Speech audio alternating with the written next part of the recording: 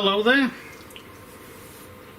I've had a lot of people ask me how to get into a computer running Windows XP if they've lost or they can't get hold of a product key code.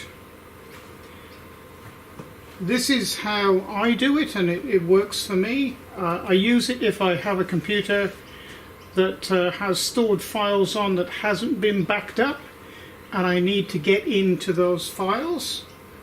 So you start it as normal, and this is the Windows prompt that you will get. So press yes, then you will get the information up for the product key code.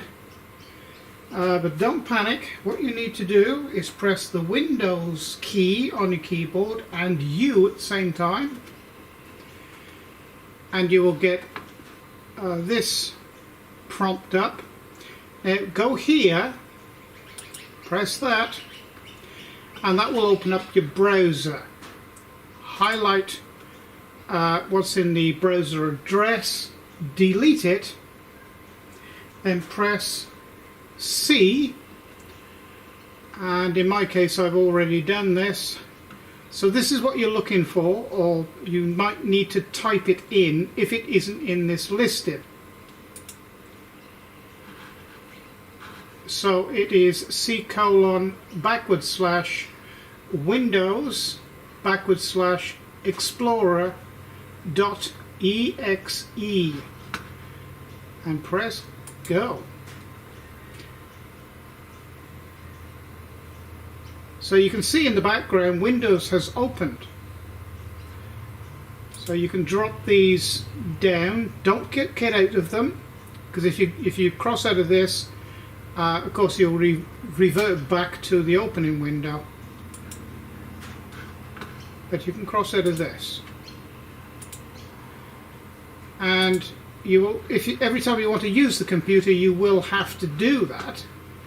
But you have now a fully operating computer, and you can go into anything, go anywhere, and indeed run any program or retrieve any information that you may have not been able to get to before.